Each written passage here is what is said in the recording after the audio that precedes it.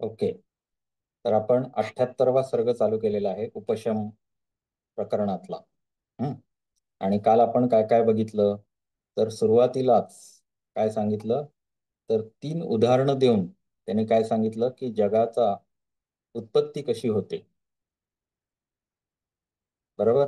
त्या 3 मध्ये काय काय सांगितलं, तर अग्निचक्र, दुसरं काय सांगितलं जलचक्र, आणि तिसरं काय सांगितलं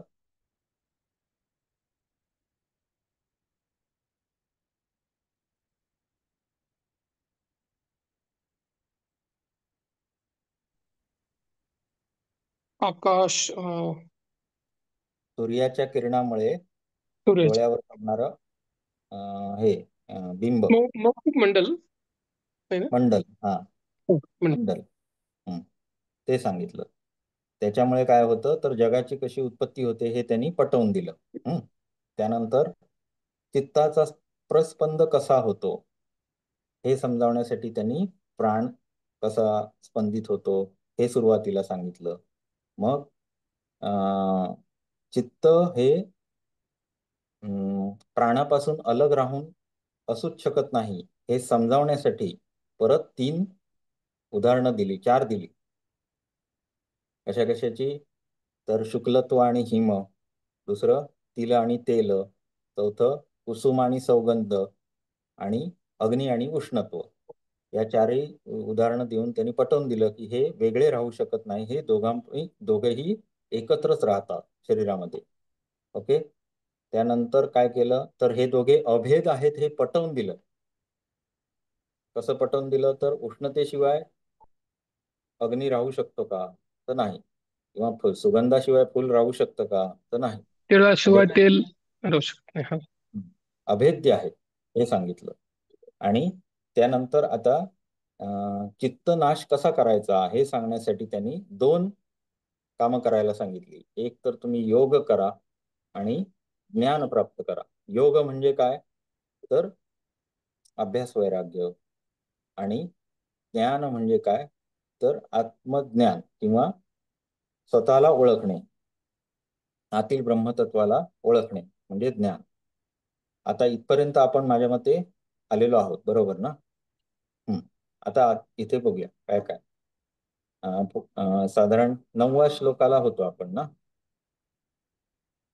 नाही, 9 नाही, पुढे काल आलोय आपण. 10वा झाला होता ना, 10वा हो 11वा. हो, झालंय झालंय, बरेच झालंय पुढे. हो. हा, मग त्याच्यामध्ये अं, 16व्या पर्यंत आलं, 15 पूर्ण झाले. हा, चित्तस्पंद आणि प्राणस्पंद हे सगळे एकच आहेत हे पटवून दिलं. ते म्हणजे हो. प्राणाच्या स्पंदाशिवाय चित्ताचा स्पंद होऊ शकत नाही हे पटवून दिलं. आणि म्हणूनच प्राणाचा स्पंद थांबवला की चित्ताचाही स्पंद थांबेल. आणि ज्याप्रमाणे स्पंद थांबवल्यानंतर जगताची उत्पत्ती जी होत आहे ती पण थांबेल हे पटवून दिलेलं आहे. मनस्पंदो शांत्यायम संसार हा प्रविलीयते. पुढे सूर्यालोक परिस्पंद शांत व्यवहृतिर्यथा. ज्याप्रमाणे सूर्य, इथे ह्याच श्लोकावर होतो माझ्या मते आपण, 16व्या श्लोकावर, बरोबर ना. आणि त्यांनी मागच्या श्लोकामध्ये एक शब्द तिथे घातलाय सर, तो खूप मला महत्वाचा वाटला की हम्म. अतः प्राण का निरोध करने पर मन अवश्य उपशांत ये निरुद्ध हा हो जाता है. हा हा, अवश्य शब्द किती महत्वाचा आहे इथे, मला त्याचं जास्त महत्वाचं आहे. वाटलं एकूण असं. अत्यंत महत्वाचं आहे. अं, हा, तर 16व्या श्लोकामध्ये काय सांगतात की उदाहरण, इथे पण उदाहरण दिलं कि मन का स्पंदन विश्रांत होने पर संसार उस प्रकार विलीन हो जाता है जिस प्रकार सूर्य के विश्रांत हो जाने पर व्यवहार विलीन हो जाता है. आपण कामं सगळी दिवसावरच ठेवतो, रात्री सगळं शांत होतं. सूर्याच्या उष्णते प्रकाशात आपण सगळी कामं करत असतो आणि संध्याकाळ झाल्यानंतर सगळं शांत होतं जग. तर त्या पद्धतीत जेव्हा तुम्ही प्राणस्पंद थांबवाल तेव्हा मनाचा सगळा जो क्रियाकलाप आहे तो थांबेल, किंवा त्याचा स्पंद थांबल्यामुळं जगताची उत्पत्तीच थांबेल असं त्यांनी सांगितलेलं आहे. पुढे श्रीराम उवाच. आता श्रीरामांना प्रश्न आहेतच, जसं तिकडे अर्जुन होता तसा इथे श्रीराम आहे, त्यांना प्रश्न आहेत. अनिशम चरताम देहे गेहे गगनगामिनाम प्राणादीनां परिस्पंदो वायुनाम रोध्यते कथम. अनिशम म्हणजे अहर्निश, सतत चालू असणार काय, चरताम देहे जो देहामध्ये चालू आहे, गेहे गगनगामिनाम म्हणजे जो आपली जी इंद्रिय म्हणजे जे भोका आहेत शरीराला किंवा नाड्या आहेत, 72,000 नाड्या इथे दिलेच, त्याच्यामधून जो वाहतो आहे, बरोबर, अहर्निश वाहत आहे, तो कोण आहे, प्राण आहे. तसंच तो जे छिद्र आहे आपली, त्या म्हणजे नाक आहे, डोळे आहेत किंवा मुख आहे, या छिद्रांमधून तो सतत बाहेर पण गमनशील आहे. अंतर तर गमनशील नाड्या स्वरूपात आहेच, प्लस तो बाहेर येतो जातो आहे. मग आकाश या तत्व तो. हा आकाश तत्व म्हणायचे का ख म्हणजे? नाही, म्हणजे इथे भोक, जिथे हा, आकाश तत्वच, पण जिथे आकाश व्याप्त तत्वच. आहे, बरोबर, हो, हम्म. पण जिथे पोकळी आहे ते म्हणायचं, पोकळीला इथे असं म्हणायचं आहे. आकाश तत्वच बरोबर आहे तुमचं. आकाश तत्वच हो. हा, परंतु जिथे शरीराशी संबंधित पोकळी आहे तिथे काय आहे, म्हणजे आकाश आहे, बरोबर. मग ते ते समजून घेण्यासाठी इथे म्हणायचं आहे त्यांना गगनगामिना. गगन म्हणजे आकाश, बरोबर. गामिना म्हणजे जिथे गगन आहे तिथे प्राण जातोच. म्हणजे जसं तिथे म्हटलं की पाणी वरून एखाद्या खडकावर सोडलं तर त्याच्यामधल्या ज्या खाचा आहेत तिथे काय आहे, पोकळी आहे, मग त्याच्यामध्ये ते पाणी घुसत जातच, रिकामी जागा हम्म. दिसली की ते भरत जातं. तसं आपल्या नाड्यामध्ये सुद्धा गगन आहे, तिथे हा वायू भरला जातोच. ओके, तर हे 72,000 नाड्यांमध्ये असा तो भरला जातो आहे, आणि तो नासिका मुख आदि छिद्रोरूपी बाह्य आकाशों में निरंतर गमनशील है. आता या वायूंना इतर नावं पण लोकांनी दिलेली आहेत असं म्हटलंय. मग त्याच अनुबंधाने इथे काय म्हटलं, प्राणादी नाम परिस्पंदो. प्राणादी 5 आहेत, प्राण, अपान, व्यान, समान, उदान, बरोबर. हे 5 जे आहेत, हे गमनशील जे प्राण सगळ्या ठिकाणी आहेत, यांना कसं काय थांबवू शकतो, रोध्यते कथम, कसं थांबवू शकतो. मग पुढे वशिष्ठ उवाच. आता वशिष्ठ शंका समाधान करण्यासाठी सरसावलेले आहेत. शास्त्र सज्जन संपर्क वैराग्याभ्यास योगतः अनास्थायां कृतास्थायां पूर्व संसार वृत्तिषु. हे श्रीराम, अध्यात्म शास्त्र का उपदेश ब्रह्मविद पुरुषों का संसर्ग शास्त्र सज्जन संपर्क. शास्त्र पहिलं, शास्त्र म्हणजे काय तर अध्यात्मशास्त्र किंवा वैदिक शास्त्र, की जे तुम्हाला अध्यात्माशी जोडणार आहे असं कुठलंही पुस्तक जे तुम्हाला हे समजावू शकतं की कसा प्राणस्पंद निरोध करायला, म्हणजे कसा प्राणस्पंद निरोध होतो हे समजावण्यासाठी तुम्ही पुस्तक वाचा, शास्त्र पठन करा किंवा सज्जन संपर्क करा. आता इथे सज्जन संपर्क याचा अर्थ कशासाठी आहे, जे ब्रह्मविद पुरुष आहेत किंवा ज्यांनी ब्रह्म जाणलेलं आहे अशा पुरुषांच्या संपर्कात राहिल्याने सुद्धा प्राप्त होऊ शकतं. काय होतं तर मनाचं शांती किंवा प्राणस्पंद निरोध कसा करायचा हे ते लोक सांगतील. आणि वैराग्याभ्यास योगतः, योगाचं जे अभ्यास वैराग्य आहे त्यानं सुद्धा मन निरोध केला जाऊ शकतो. आता हा प्रश्न प्रत्येक ठिकाणी तुम्हाला पडलेला दिसणार. काय प्रश्न तर प्राणस्पंद निरोध. ओके, त्याच्यात हा श्लोक अत्यंत महत्वाचा पहिला श्लोक. काय श्लोक आहे तर शास्त्र, दुसरं सज्जन संपर्क, तिसरं वैराग्य अभ्यास.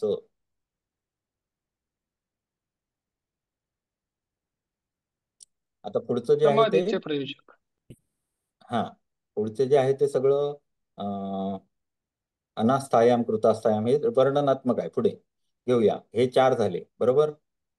आता इथे वैराग्य हे ईश्वर प्रदत्त असतं, हे पण मी तुम्हाला मागच्या वेळी म्हटलं. तसं अभ्यास हा जो आहे तो प्रत्येकासाठी वेगळा आहे.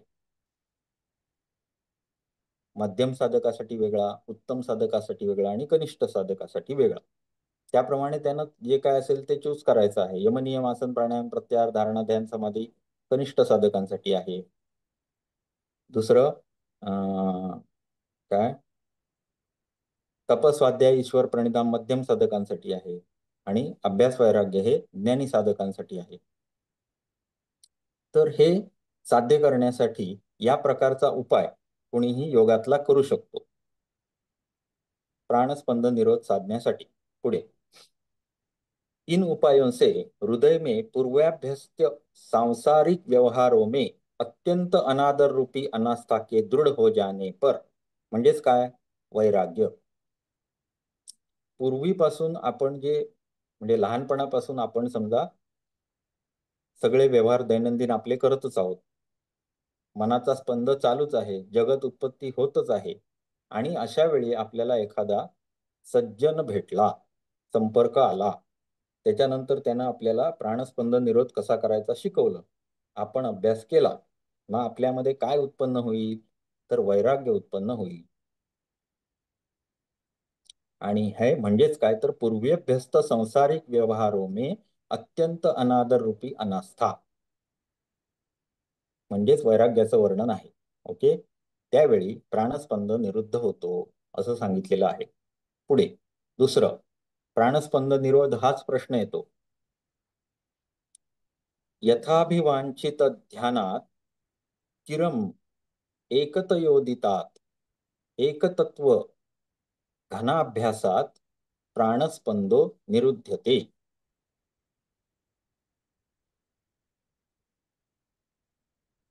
चिरम म्हणजे चिरकालपर्यंत. एकाग्र तिसऱ्या रूपाने पादाकडे जातो साधारण आता हा मुद्दा, योगाच्या तिसऱ्या पादाकडे जातो. एकतत्वाभ्यास किंवा ज्याला आपण पुन्हा पुन्हा जे काही सगळ्या ग्रंथामध्ये सांगितलेलं आहे की शनैही वाढवा, परत परत परत करा. अभ्यास हा निरंतर क्रिया आहे. ते करत राहिल्यामुळे चिरकालपर्यंत एकाग्र रूप से उत्पन्न यानी एकाग्र रूप परिणाम को उत्पन्न प्राप्त कर उदित हुए अभिवांछित ध्यान से, जो मागच्या वर्षी सरांनी योगाचा जो क्लास घेतलेला त्याच्यामध्ये चित्ताच्या भूमी 5 सांगितलेल्या आहेत, बरोबर. त्यातली आपल्याला साध्य कुठली करायची आहे, तर एकाग्र आणि निरुद्ध. एकाग्र रूप जेव्हा होईल त्यावेळी काय होईल, तर प्राणस्पंद निरोध होईल. आणि निरुद्ध आपल्याला अजून पुढे करायचं आहे. ओके, एकाग्र परिणाम को प्राप्त कर उदित हुए अभिवांछित ध्यान से, एकाग्र रूपाने देवा ध्यान करता येईल मनुष्याला, जो एक वस्तु के स्वरूप का निरंतर पुनः पुनः अनुसंधान होता है, उसी अनुसंधान से प्राण का स्पंदन निरुद्ध हो जाता है. एक वस्तूचे अनुसंधान म्हणजे आलंबन. प्रत्यय एकतानता ध्यानम. हा, एकतानता ध्यानम म्हणजेच एकाग्रता मिळवणे. ही ज्याला कला प्राप्त झाली त्याला त्याचं प्राणाचा स्पंद निरुद्ध होतो. पहिले उपाय 4 सांगितले, त्याच्यानंतर आता एक मनाचा एकाग्रता परिणाम साधायला सांगितला. उपाय लिहून ठेवा सर, म्हणजे पटापट आपल्याला लिहिता येतात पेपरमध्ये. पुढे पूरकादी निजायामात दृढाभ्यासाद अखेदजात एकांत ध्यान संयोगात प्राणस्पंदो निरुध्यते. काय काय, दृढ़तापूर्वक पुनः पुनः परिशीलन रूप अभ्यास लक्षण हेतु से प्रयास के बिना अनायास उत्पन्न हुए कुंभक की सिद्धि पर्यंत पूरक आदि के द्वारा किए गए अपने प्राण के नियमन से होने वाले एकांत ध्यान योग से प्राणवायु की समग्र चंचलता निरुद्ध हो जाती है. काय काय करायचं आहे, तर पूरक आदी जो प्राणायाम सांगितलेला आहे, पूरक, रेचक, कुंभक यांचा निरंतर अभ्यास करायचा आहे. निरंतर म्हणजे पुन्हा पुन्हा अभ्यास करायचा आहे. मग त्याचा कालावधी सांगितलेला असेल. याच पुस्तकात आपण आता जो मागचा सर्ग बघितला 25वा, त्याच्यामध्ये आपल्याला प्राणायाम अष्टप्राणायाम व्यवस्थित समजावून सांगितले, त्याचा अभ्यास पुनः पुनः करायला सांगितलेला आहे. आणि हा केल्यानंतर काय होईल, तर बिना सायास उत्पन्न कोण होईल? कुंभक होईल. म्हणजे अभ्यास कुंभकाचा कालावधी वाढवता येईल. आज वाढला अर्धा मिनिटं, उद्या अजून 1 सेकंद वाढला, परवा 1 सेकंद वाढला, असं क्रमाक्रमाने वाढता येईल. परंतु बिना सायास होणे पण महत्वाचं आहे. म्हणजे कुंभक असा लागला पाहिजे की ज्याच्यामध्ये आपली मन इन्व्हॉल्व असता कामा नये, बिना सायास. ओके. तर बिना सायास कुठे गेलं? उत्पन्न हुए कुंभक की सिद्धीपर्यंत नियमन करायचं आहे प्राणाचं. एकांत ध्यानयोग, ध्यानयोगाची प्रक्रिया करायची आहे. एकांत स्थानामध्ये बसून कीट, लुता, नकोत वगैरे वगैरे ते सगळ्या पद्धतीनं ध्यान करायचं आहे. आणि त्या ध्यानामध्ये प्राणायाम करत असताना अशी अवस्था आली पाहिजे की विनासायास कुंभक लागला पाहिजे.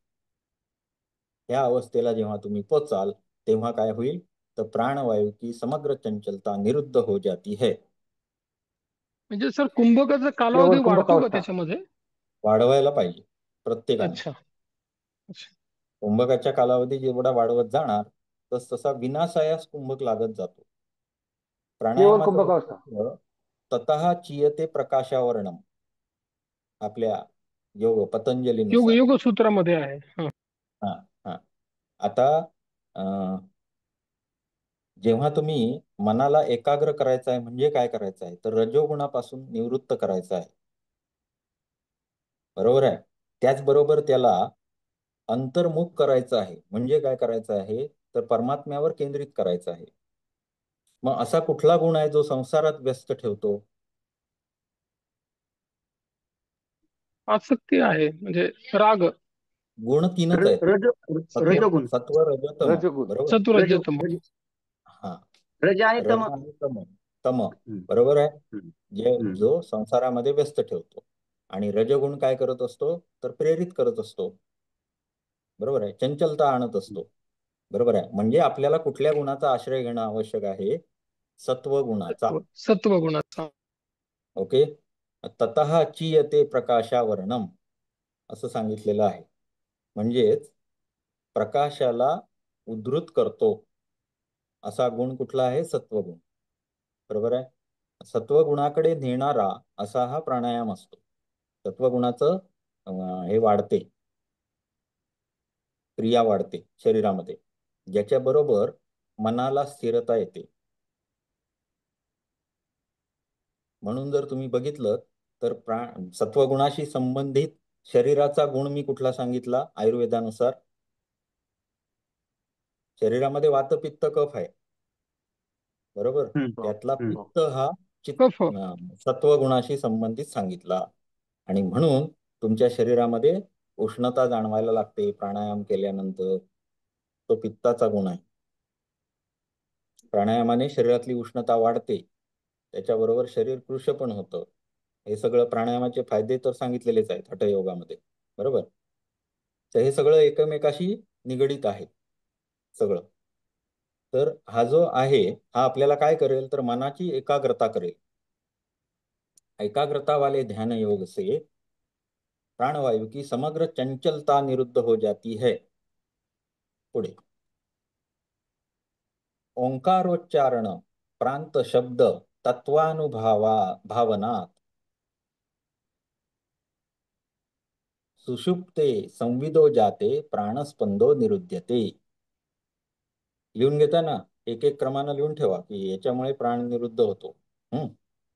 उच्च स्वर से ओंकारोच्चारण प्रांत शब्द तत्वानुभावनात. सिंपल एकदम, जसा तज्जपस तदर्थ भावनम हा जो श्लोक आहे त्याचा जसाच्या तसाच अर्थ आहे इथे. बरोबर. अगदी पूर्ण त्याचं तत्व अनुभवायचं आहे आणि त्याची भावना करायची आहे. कोणाची? ओंकाराची. ओंकार या शब्दाची किंवा प्रणवाचं उच्चारण करायचं आहे. जो शेष तुर्यक मात्र उच्चारण ओंकारोच्चारणात प्रांत शब्द अंत शब्द मकार. ओम म्हटल्यानंतर मकाराचा हम्म. हा म शिल्लक राहतो, शब्द तत्व अनुभूत होता है, उसका अनुसंधान करने से. मकारावरती बाह्य लक्ष विषय केंद्रित करून पुढे जाणे, म्हणजे जो हाँ फ्लूत आहे शेवटी हाँ जाणारा. हा. अनुसंधान करने से बाह्य विषयों के विज्ञान का जब अत्यंतिक उपराम हो जाता है, सुषुप्ते संविदो जाते प्राणस्पंदो निरुध्यते. अत्यंतिक उपराम हो जाता है तब प्राणवायु का स्पंदन रुक जाता है. तर हे मग पतंजली योग सूत्र आधी आहे का आधी योग वासिष्ठ आहे? नाही, योग कारण वासिष्ठ ते हा नंतरचा आहे. नंतरच आहे. अच्छा, योग सूत्र आधी आहेत का? हो हो, अच्छा. 7वी शताब्दी. आणि हा माझ्या मते 8वी ते 12वी शताब्दी असं आहे ग्रंथ. कारण हे सगळे गोष्टी म्हणजे आपण अमृत नादोपनिषद पाहिलं किंवा बाकी उपनिषद बघितली, त्या सगळ्यांचे साधर्म्य दिसतंय अनेक ठिकाणी. हो, साधर्म्य म्हणजे सगळं दिसतंय. पद्धती पद्धती आणि हे सगळं हो सारखं दिसतंय. होय. थोडं बहुत फरक आलंबनाच्या आहे, सर्वांचं पद्धती. सारखंच आहे. हम्म. योग दर्शन सर तिसरं शतक आहे, इसवी सन पूर्व दुसरं ते तिसरं शतक आहे. म्हणजे 7व अनेकाचं एक मत आहे. हं. नाही, अनेक मतांतर आहेत, परंतु जास्तीत हो. जास्त लोकांचं म्हणजे दुसऱ्या ते तिसऱ्या शतकात आहे ते. साधारण जे मी सरांची पण याच्याविषयी चर्चा केलेली त्याच्यातून असं निघालं की साधारण 7वी शताब्दी हे पतंजली योगसूत्र, हं.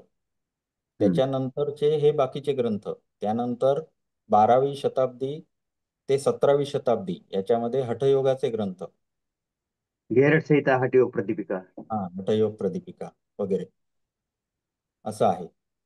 म्हणजे राम नंतर झाले पतंजलींच्या. नाही नाही नाही नाही नाही, नाही ते नाही. नाही, ग्रंथाचं निर्मिती सांगतात अगोदर हे सर. हे साधारण निर्मितीनंतर. महाभारत काल जो होता ना, महाभारता काल समकालीन ग्रंथामध्ये पतंजली योगसूत्र येतं, बौद्ध दर्शन येतं, जरा अगोदर किंवा जरा अलीकडे पलीकडे असं आहे. कारण उपनिषद ही सर्वांचीच जनक आहे, म्हणजे रामाच्याही हं. अगोदर उपनिषद आहेत, परंतु त्यांचा रामायणामध्ये तुम्हाला ह्याचा उल्लेख नाही मिळणार असं. कारण मी एक दोन ओळी अशा वाचल्या होत्या की महाभारताच्या वेळी प्रत्यक्ष परमेश्वराने तत्वज्ञान सांगितलं हम्म, आणि रामायणामध्ये परमेश्वराला तत्वज्ञान ऐकवलं एका अर्थाने असं. बरोबर. आणि दुसरं कसं की जे दर्शनशास्त्र, विशेषतः सांख्य जे मत होतं, त्या सांख्य मतावर बरेच प्रहार झाले. कारण 3 महायुद्ध होऊन गेलेली होती तोपर्यंत, आणि त्याच्यामध्ये त्याची बरीच हानी झाली. कारण आपल्याला अगदी ऋग्वेदात, यजुर्वेदामध्ये सुद्धा कपिल मुनींचा उल्लेख मिळतो, हं. त्यानंतर रामायणात मिळतो, महाभारतात मिळतो, म्हणजे तो वेदांचाच भाग आहे जवळजवळ कपिल मुनींचा. आणि म्हणजे भगवान कृष्णाने आपल्या उल्लेख केला ना, हा सिद्धानाम हा कपिलो मुनी. हा म्हणजे सांख्य जे होते, तो दर्शन जे होतं ते पहिल्यापासून होतं, परंतु जर आता विचार केला तर उपस्थित ते नाहीये. हं. आताचं जे दर्शन आहे, ईश्वर कृष्णांची सांख्यकारिका जी उपलब्ध आहे ती निरीश्वर आहे. हं. परंतु जर तुम्ही वेदशास्त्रांमध्ये असलेले कपिल जर वेदामध्ये ते होते तर ते ईश्वर मानत नसतील असं आपण म्हणू शकतो का? नाही. नाही नाही नाही, ईश्वर एक तत्व आहे सर. ते हा मानण्याचा किंवा प्रतिपादन करण्याचा हा विषय आहे. वेद हा वेगळं आणि ईश्वर मानणं वेगळं असं. त्या ईश्वर तत्वाची निर्मिती ही नंतर पतंजलीने त्यामध्ये भर घातली, फक्त 25 तत्वामध्ये 26व्या तत्वाची. नाही, परंतु आणि ईश्वराचा ईश्वर तत्वाचं त्याच्यामध्ये स्वरूप सांगितलंय. नाही नाही, तुम्हाला काय मला सांगायचं आहे की आपण आता हे जे शिकतोय ना ग्रंथ, हे आले हं. कुठून? वेदामधून, उपनिषदातून आणि वेदातून. उपनिषद आलं आणि का? मूर्ती आहे. हा, मग आता इथे ईश्वराचं उपस्थिती आणि ईश्वराची अनुपस्थिती हे जेव्हा आपण विचार करतो तेव्हा जेव्हा तुम्हाला मूळ स्रोतामध्येच कपिल मुनी सापडतो, हम्म. हा नंतर नंतर म्हणजे आता जेव्हा तुम्ही वेदांचा गहन अर्थ काढायला सुरुवात केली लोकांनी आणि त्याच्यानुसार दर्शन कशाचं करायला गेले तर मूळ तत्वाचं. हम्म.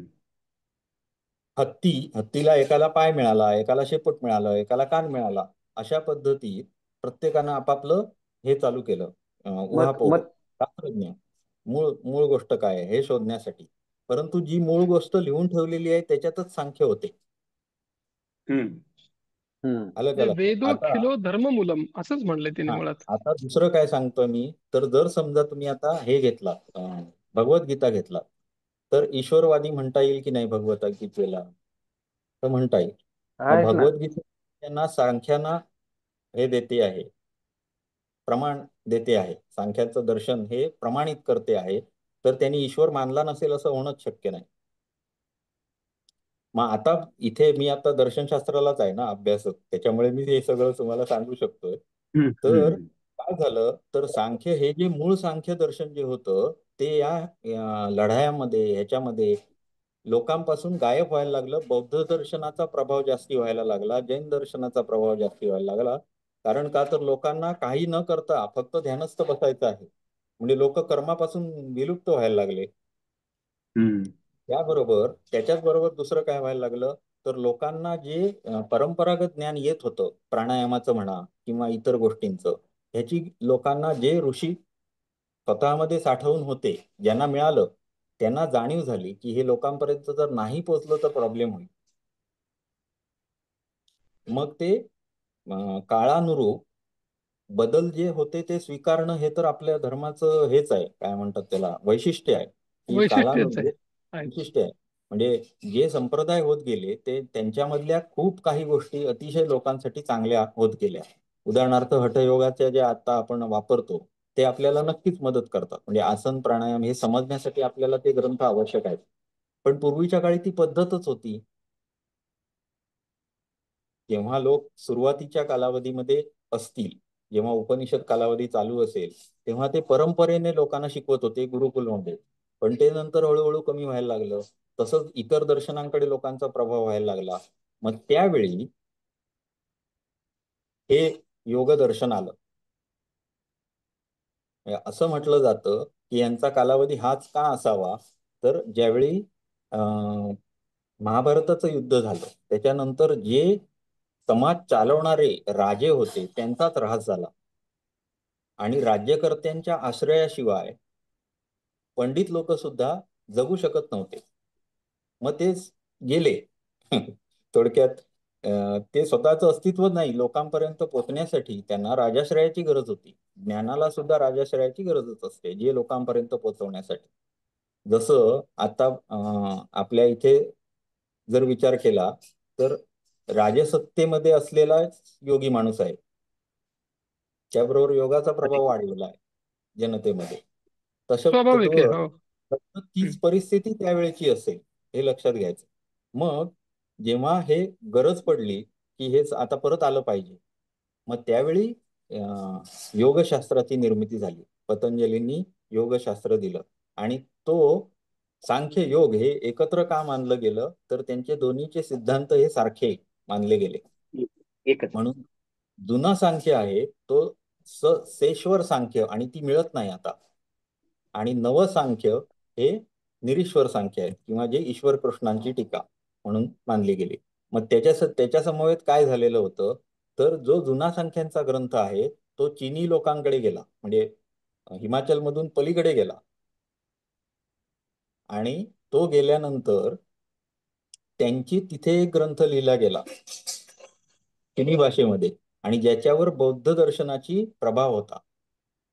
मग त्यातून ईश्वर काढला गेला आणि हा सांख्यांचाच ग्रंथ आहे असं समजून मग त्याचं अनुसरण करणारे लोक आले, ज्याच्यामध्ये ईश्वर कृष्ण आले, ज्यांनी सांख्य लिहिला, जी आता आपल्याकडे उपलब्ध आहे त्याच्यामध्ये ईश्वर तत्व नसलेली टीका आपल्याकडे बघायला मिळते. परंतु असे अनेक हे मिळतात, दाखले मिळतात, ज्याच्यामध्ये जुने सांख्य जे होते ते सेश्वरच होते. ओके मूळ जो कारण सांख्यकार. वेदांनी सुद्धा मूर्तीपूजा नाही मांडली, पण ईश्वर तर मानलाच आहे. हा ईश्वर तत्व मानलेला आहे. आणि अं, काय म्हणतात त्याला, ईश्वराचा उच्चार करणारं योगदर्शन हे पहिलं दर्शन आहे असं आपल्याला शिकवलं जातंय. कारण काय आहे, तर ओरिजिनल सांख्य दर्शन उपस्थित नाहीये. म्हणून म्हणून आपल्याला जे शिकवलं जाते ते नवं सांख्य आहे, जुनं सांख्य नाहीये. आणि सांख्याचंही काय शिकवलं जातंय, तर ईश्वर कृष्णांची टीका फक्त. बाकी सांख्यांचे अनेक ग्रंथ आहेत ज्याच्यामध्ये सांख्याने ईश्वर मानलेला आहे. टीका उपलब्ध आहे ज्याच्यामध्ये सांख्यांच्या काही जुने जे हे आहेत त्याचे दाखले देऊन ईश्वर त्यांनी मानलेला होता हे सिद्ध करता येतं. पण ते नाही, उपलब्धच नसल्यामुळे त्याचा अभ्यास तरी काय आपलं करणार. आपलं दुर्दैव आहे सर, समजा हा, सांख्य दुर्दैव दर्शन आहे. आज उपलब्ध नाही ही सांख्यदर्शन हा दुर्दैव. अजिबात न मिळणारा ग्रंथ आहे, आणि जर मिळाला तर प्रचंडच काहीतरी वेगळंच होईल. किती एवढं चांगला मोठा ग्रंथ लॉस आहे ना, देशाचाच हा, लॉस आहे हा एवढा मोठा. बस, बस. नाही नाही सर, तसं बी नाही नाही. आज जी समजा जे तत्वज्ञान आहे ते बेस जर म्हटलं पाहिलं आपण तर त्याचं मूळ सांख्यच आपल्याला दिसतंय ना, सत्व रज हो, तम गुण. याच्याशिवाय प्रत्येक दुसरं काहीच नाही सर. दर्शनामध्ये, हा, जरी समजा प्रत्येक पूर्ण दर्शन. जरी नसलं तर त्याचा मूळ आपल्याकडे आहेच ना. हो, त्यामुळे ते आवश्यक आहे खरं. पण ठीक आहे, आज जे आहे तेही काही कमी नाही, कारण हे सुद्धा वादाच करतात ना तुम्हाला, की असा हा हा. प्राणायाम करा होणार मनाची चित्त नाश. नाही नाही, खरं आहे. जे अवश्य अवश्य जे सांगतात. उपलब्ध आहे, हा, जे एवढंही काही उपलब्ध कमी आहे नाही त्याला, असं. जे उपलब्ध आहे त्याचा उपभोग करण्यासाठी तरी कुठे आहे? हम्म. त्याचा अभ्यास असं. करणारे तरी नाहीतच ना, आहे ते. तर तेच आहेत काम ना, आहेत. करायचे ना, तेच काम करायचं ना आपल्याला. होय. आपले आता काय 50 गेले दार राहिले. नाही नाही, असं नाही चालत. 10 मध्ये खूप काही होऊ शकते. मग ते हो, चालू आहे ना, आता त्या दृष्टीने प्रयत्न चालू आहेत की चालू आहे. जेवढं होईल तेवढं. होय. आता ओंकाराचं उच्चारण हा झाला एक उपाय, हम्म. बरोबर. पुढे त्याच्या पुढचा श्लोक, रेचके नून मध्यस्ते प्राणे स्फारे ख मागते न स्पृश्यन्त्यंग रंध्राणी प्राणस्पंदो निरुध्यते. आता म्हणजे प्राणाच्याच ह्यानं कशी होते ती सांगतायत.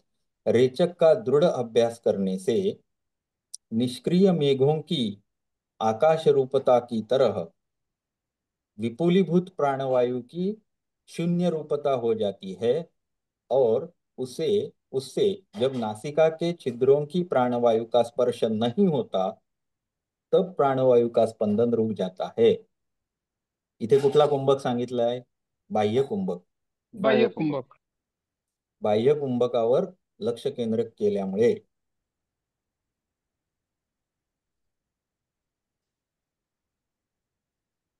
विच्छिन्न मेघों की आकाश रूपता की तरह विपुलीभूत प्राणवायु की शून्य रूपता हो जाती है.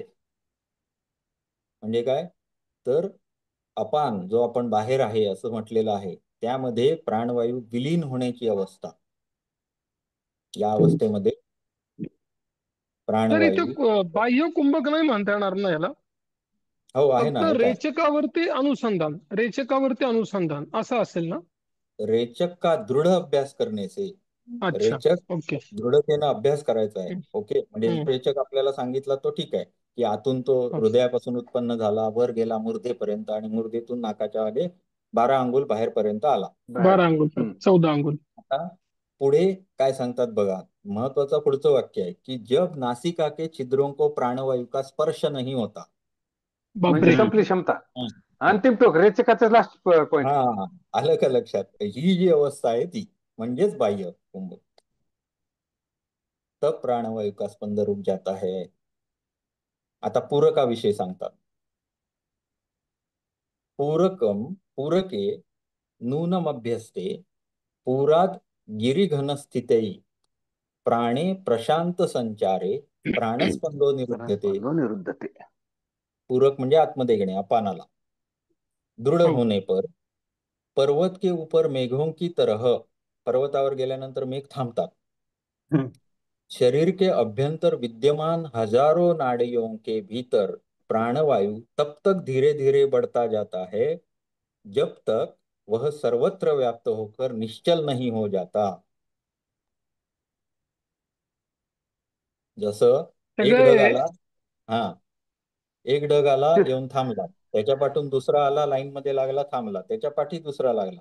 अशा पद्धतीत आता हिमालयावर ढग असेच गेलेले आहेत आणि त्याच्याही पलीकडे जाऊन भूतानमध्ये पाऊस पाडतायत आता. त्यामुळं खालतीही तर हे सगळीकडे पाणी खूप शांत चित्तानी आणि दीर्घकाल काम करण्याच्या गोष्टी आहेत. गोष्टी आहेत.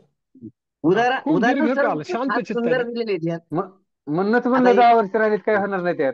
नाही म्हणूनच नाही, जरा असं म्हणत बारीक नाही. बारीक विचार केल्यानंतर, हा, बारीक बारीक विचार केला ना की मग खूपच वाढत जातं, एवढे नक्की हा आहे. परंतु संपूर्ण ज्ञान घेतल्यानंतरच काहीतरी सिद्ध होऊ शकेल, हेही तेवढंच कराय. म्हणून जरा खोलात जाऊनच बघा. म्हणून मी यावेळी सुद्धा, मागच्या वेळी सुद्धा आग्रहीच होतो की प्रत्येक श्लोकच घ्यायचा, त्याच्याशिवाय होत नाही ते. आणि मराठी पुस्तक वगैरे, कारण मी परीक्षा दिली ती मराठी पुस्तकावरूनच दिलेली आहे.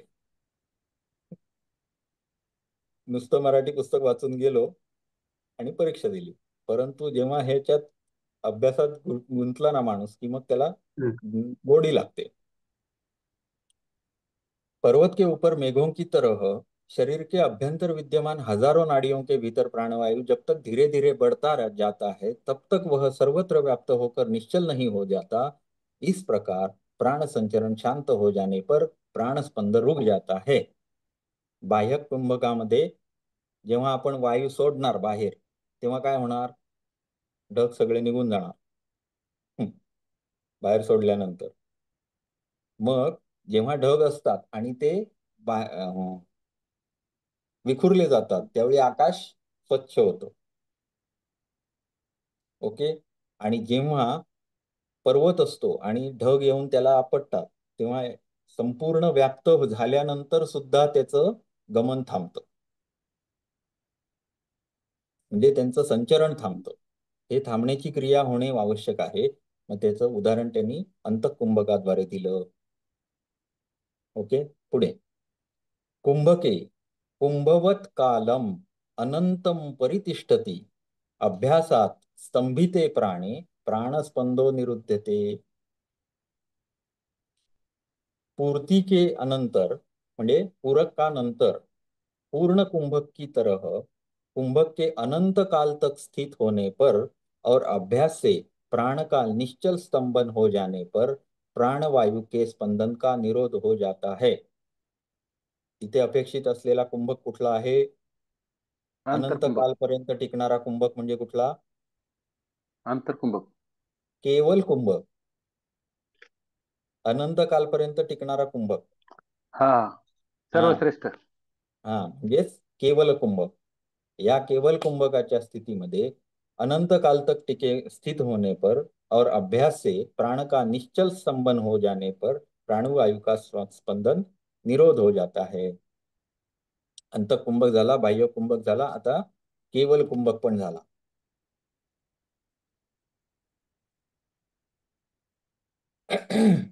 पुढे, तालुमूलगताम यत्नात अक्रम्य घंटिकाम ऊर्ध्वरंध्रागते प्राणे प्राणस्पंदो निरुध्यते। आता इथे कुठली क्रिया सांगितली असेल? तालुमूलगता यत्नात जिह्वा अक्रम्य घंटिका ऊर्ध्वरंध्रगते प्राणे प्राणस्पंदो निरुध्यते।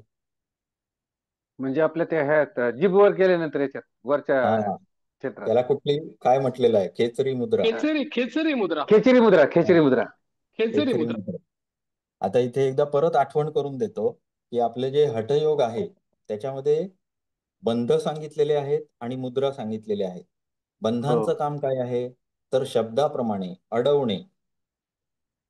ज्याप्रमाणे मूलबंध आहे, काय आहे अजून? उडीयान बंद. हा, उदयान जालंधर बंद, बंध आहे, जालंधर मूलबंध बंद. आहे, जालंधर उड्डाण. उद्यान बंध आहे. हे काय करू शकतात? अडवू शकतात. प्राणाला थांबवून ठेवतात तिथल्या तिथे. हा, अडवून ठेवतात. म्हणजे उदाहरणार्थ आता कुंभक केला, परत वर जाऊ नये म्हणून जालंधर बंद, खालून बाहेर पडू नये म्हणून मूलबंध. ओके. आणि बाकी कुठल्याही नाडीत सुषुम्ना न जाता, हा, फक्त सुषुम्नाचे दार सुषुम्नेतच जायला उघडण्यासाठी पाहिजे म्हणून अडवून ठेवणारा कुठला? उड्डीयान बंदर. उद्यान. ओके. आता हम्म. खेचरी ही काय आहे? बंद आहे का? मुद्रा. नाही, मुद्रा. मुद्रा आहे. मग मुद्रेचं काय आहे? हे काय? मुद्रा का करायची? महावेद आहे, महाबंद आहे, विपरीत स्थिरता करणे खेचरी प्राप्त होते आहे. ना आहे, मुद्रेमुळे. जांभवी मुद्रा आहे, विपरीत करणे मुद्रेमुळे आहे. स्थिरता प्राप्त होते ना. करणी मुद्रा आहे.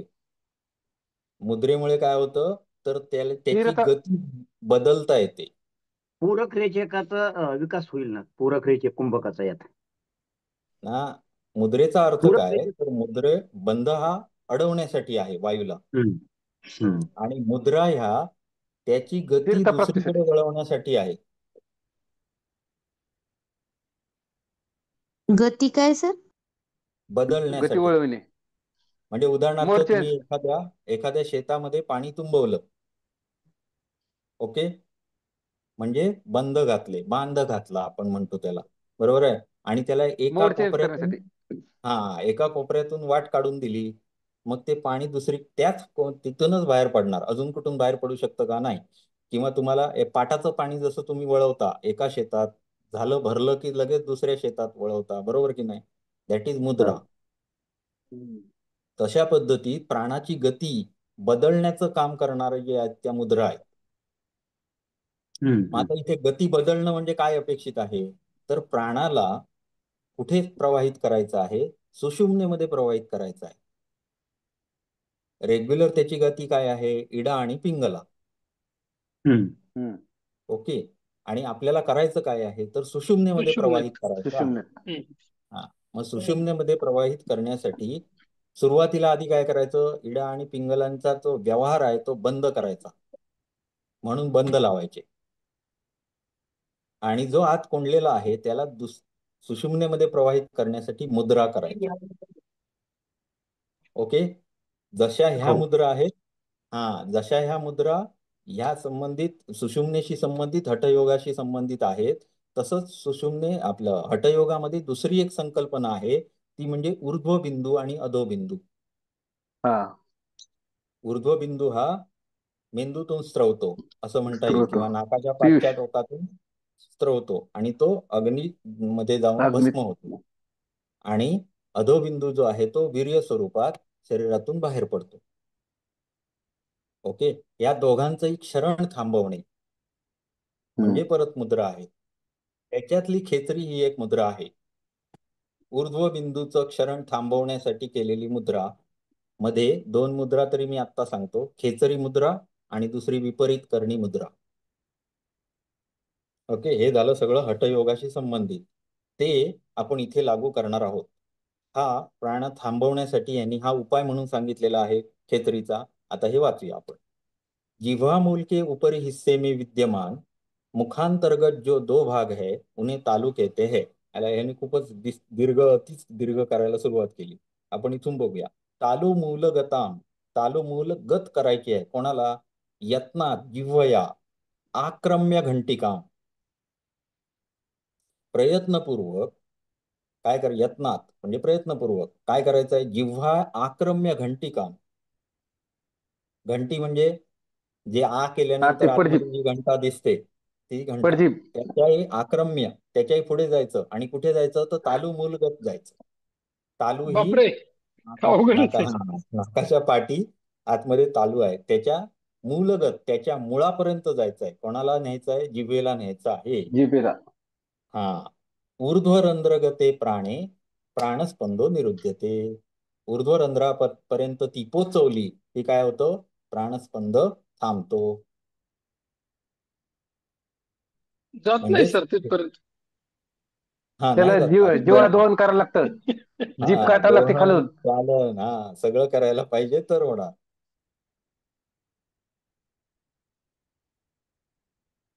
जाऊया पुढे. समजलेलं आहे. समस्त कलोनोन्मुक्ते न किंचिन नाम सूक्ष्मखे ध्यानात संविधी लीनायाम प्राणस्पंदो निरुध्यते. समस्त मुक्ते म्हणजे समस्त विकारों से वर्जित, किंवा किंचिन नाम सूक्ष्म खे, किसी भी नाम से शून्य सूक्ष्म आकाश में यानी हृदयाकाश में बाह्य और अंतर संवेदन वृत्ति मात्र के निर्विकल्पक समाधि से विलीन हो जाने पर प्राणवायु का स्पंदन रुक जाता है। आता पुढचं नवीन टप्पा सांगितला एक, म्हणजे याने पण होतं असं. याने पण होतं असेच, म्हणजे प्राणस्पंद निरोधाचे उपाय काय आहेत तर समाधी अवस्थेत समस्त विकारों के वर्जित हो जाने से। आता समस्त विकार म्हणजे काय सांगितलेलं आहे आपल्याला, जे ते आहेत त्या वृत्ती, बरोबर, त्या सर्व वृत्तींचा लोप झाल्यानंतर समाधी किसी भी अवस्था नाम से, हा, किसी भी नाम से हे सांगितलंय, म्हणजे आलंबन घ्यायला सांगितलंय, निर्भीड समाधी. शून्य सूक्ष्म आकाश में हृदयाकाशामध्ये असं म्हणूया आपण, बाह्य और अंतर संवेदन वृत्ती मात्र के निर्विकल्पक समाधि से, समाधी प्राप्त केल्यानंतर, अशी समाधी लागल्यानंतर काय होणार, प्राणवायूचं प्राणवायूचा स्पंदन स्पंदन निरुद्ध. थांबणार. पुढे द्वादशांगुल पर्यंते नासाग्रे विमलांबरे संविद दृशी प्रशाम्यत्यां प्राणस्पंदो निरुध्यते। नासिका के अग्रभाग में 12 अंगुल पर्यंत यानी नासिका के अग्रभाग से लेकर 12 अंगुल परिमित निर्मल आकाश भाग में नेत्रों की लक्ष्यभूत संविद दृष्टि के विलीन होने पर प्राण का स्पंदन निरुद्ध हो जाता है। हे कोणी सांगितलंय आपल्याला, भगवद्गीता। भगवान कृष्णांनी. हा, भगवद्गीतामध्ये हे आपल्याला सांगितलं, नासाग्र दृष्टी करायला सांगितलं। तर हे इथून आहे, म्हणजे इथे आहे सांगितलेलं। म्हणजे हे किती उपाय आहेत हे बघा, प्राणस्पंद निरुद्धासाठी एकच काहीतरी आहे का, असं काही नाही आहे। हे सगळे विविध उपाय आहेत ज्याच्याद्वारे प्राणस्पंद निरोध करायचा आहे, त्याच्याशिवाय चित्तवृत्ती थांबणार नाहीये। हे योगाचं जी संकल्पना आहे ती सगळीकडेच सारखी आहे, त्याचा काही भेद आहे अशातला, अध्यात्मशास्त्र जरी वेगवेगळी असली तरी ती आपल्याला मार्ग सारखाच दाखवतात। आता योग सूत्रात सुद्धा किती प्रकार सांगितले, हा तत्सन्ने दो वैरता का, प्रणवाचा उच्चार करा, हे करा, ते करा, एवढं हा तरी करा किमान हा असं. हा, भरपूर लोकांच्या उद्धारासाठी त्यांनी वेगवेगळ्या प्रकारे सगळ्यांना समजेल अशा पद्धतीनं मार्ग लिहून ठेवले। अभ्यासात ऊर्ध्वरंध्रेण तालूर्ध्व द्वादशांतगे प्राणे गलित संवृत्ते प्राणस्पंदो निरुध्यते। ऊर्ध्वरंध्र, तालूर्ध्व हे शब्द कुठे दाखवतात, ऊर्ध्वरंध्र म्हणजे हा ब्रह्मरंध्रवरच. ब्रह्मरंध्र म्हणा, किंवा तो जो मार्ग आहे वरच्या दिशेचा तो हा, दाखवतात। ओके, अभ्यास से यानी योग शास्त्रों से प्रदर्शित पवन निरोध के अभ्यास से, योगशास्त्रामध्ये जे काही अभ्यास सांगितला, प्रमाण कशासाठी, प्राणायाम सांगितला, पूरकावर ध्यान करा, अजून काय रेचकावर ध्यान करा, अजून काय कुंभकावर ध्यान करा, वगैरे वगैरे। चक्र. हम्म, ऊर्ध्वरंध्र के द्वारा तालु के ऊपर जो ब्रह्मरंध्र है उसमें स्थित प्राणवायु जब गलित प्राय हो जाता है तब प्राणवायु का स्पंदन रुक जाता है। ब्रह्मरंध्रापर्यंत प्राणाला पोचवून तिथे विलीन करणे, हा एक उपाय सांगितलेला आहे, त्यावेळी प्राणस्पंदाचा निरोध होतो। तर हे आपल्या अगम्य आहे, वैज्ञानिक दृष्ट्या मी काही सिद्ध करू शकत नाही, परंतु त्यांनी सांगितलंय। इस प्रकार के लघु योग वासिष्ठ कार के पाठ के अनुसार उक्त रीत्या प्राणवायु के तालु विशुद्ध नाम का षोडश चक्र, विशुद्धि चक्र पुढे ऊर्ध्व ब्रह्मरंध्र और द्वादशांत अनाहत नामक द्वादशार चक्र, इनमें से किसी भी एक में चले जाने पर जब बहिर्मुख संवित गलित हो जाती है तब प्राणवायू का स्पंदन निरुद्ध हो जाता है, असं पण काही जण म्हणतात. ओके. असं काही दुसऱ्या एका ज्यांनी कोणी लिहून ठेवलंय लघु योग वासिष्ठकार, त्यांचा जो पाठ आहे त्याच्यामध्ये त्यांनी असं वर्णन केलेलं आहे. ठीक आहे. एकंदरीत काय तर ब्रह्मरंध्र पर्यंत पोहोचणे हा सर्वात सोपा आपल्यासाठी अर्थ आहे, तो लिहायचा आहे. पुढे भ्रूमध्ये तारकालोक शांतवंतम उपागते. हा. चेतने केतने बुद्धे प्राणस्पंदो निरुद्धते. चिरकाल तक निरोध करने पर चक्षु की कनिनिकाओं के आलोक का यानी चक्षुरिंद्रिय का उपराम हो जाने से तथा पूर्वोक्त रीति से कपाल कुहर में प्रवेश करने से जिह्वा के अग्रभाग के और प्राण के द्वादशांत में प्राप्त हो जाने पर जब संकेतात्मक भ्रूमध्य यानी अविमुक्त स्थानात्मक चिन्मात्र स्वरूप परमेश्वर का आत्म स्वरूप से ज्ञान होता है तब प्राण का स्पंदन रुक जाता है. आता इथे दोन क्रिया एकत्र सांगितल्या. एक म्हणजे जिव्हा प्रविष्ट करायची आहे आणि दुसरं काय करायचं आहे तर भ्रूमध्यामध्ये ध्यान करायचं आहे. आणि भ्रूमध्यामध्ये ध्यान केल्यानंतर तुम्हाला काय होईल तर परमेश्वराची अनुभूती होईल. आणि परमेश्वराचं जेव्हा तुम्हाला आत्मस्वरूप से ज्ञान होता है तब प्राण का स्पंदन रुक जाता है. बुद्धे, हा, चेतने केतने बुद्धे ज्ञान होतं. आणि बऱ्याच मात्र हे जे आहे ना या चक्राला ज्ञानाचं चक्रच म्हटलेलं आहे ना, त्यामुळे सगळीकडे तुम्हाला हे दिसणार. आता हे क्रमानं मार्ग सांगितलेले आहेत. त्याच्यामध्ये खेचरी आपण सुरुवातीला त्यांनी सांगितली नुसती, त्याच्यानंतर हा पुढची गोष्ट सांगितली. मध्ये काय सांगितलं तर द्वादशांगुल बाहेर पण ध्यान करा म्हणून सांगितलं, बरोबर आहे. आणि त्याही पलीकडे जाऊन त्यांनी हा योग सांगितला ज्याद्वारे ज्ञानोत्पत्ती होणार आहे. आता जर योगदर्शनानुसार याचा विचार केला तर प्रज्ञा विकसित होणे हे इथे येतं. तस्य प्रज्ञा योगाला प्रतिष्ठित. हा, तस्य प्रज्ञा प्रतिष्ठिता ते झालं ह्याच्यातलं. परंतु ज्याला विशेष प्रज्ञेचा आलोक झाला नाही तो पुढे जाऊ शकत नाही. योगच प्रज्ञा ही आवश्यक आहे समाधीपर्यंत पोहोचण्यासाठी. तिथे आपली साधी प्रज्ञा चालत नाही. सिद्धी प्राप्त झाल्यानंतर प्रज्ञेचा आहे उल्लेख. आता यावर्षी तुम्हाला येणार तो. पण मग ते यावर्षीच्या अभ्यासातनं आपोआप पुढे पुढे सरकत जात असेल ना. सरकत जातो. अभ्यास वैराग्य आहेच ना, त्यामुळे हळूहळू ती प्रज्ञा सिद्धीच्या विकसित नादाला नाही होते. लागल्यावर, हा, सिद्धीच्या नादाला नाही लागल्यावर पुढे जाते. पुढे जातो. हो. त्यामुळे हळूहळू प्रज्ञा ही विकसित होते. झटित्येव यद्भूतम ज्ञानम तस्मिन् दृढाश्रिते असंश्लिष्ट विकल्पांशे प्राणस्पंदो निरुद्धते. ईश्वर या गुरु के अनुग्रह से झटिति उत्पन्न हुए आत्मज्ञान के दृढ़ीभूत तथा समस्त विकल्पांशों से विनिर्मुक्त हो जाने पर प्राण का स्पंदन निरुद्ध हो जाता है. झटित याचा अर्थ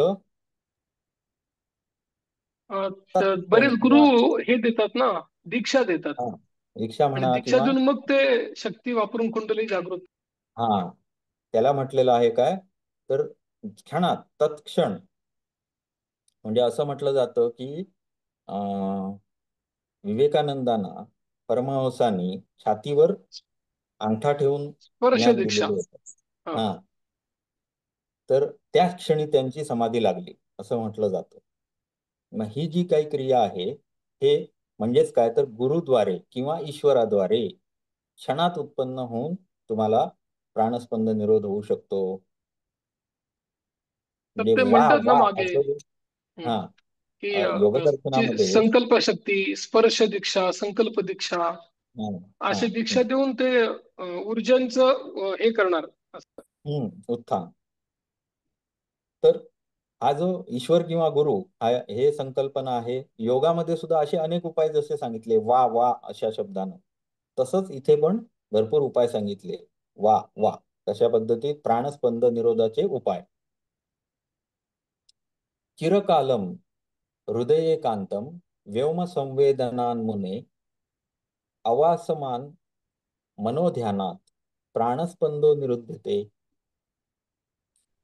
काय सांगितलं? हे मननशील रामजी, हृदय में चिरकाल पर्यंत श्रुति प्रतिपादित दहराकाश की नियत भावना से जनित विषय वासना वर्जित चित्त से होने वाले ध्यान से प्राण का स्पंदन निरुद्ध हो जाता है.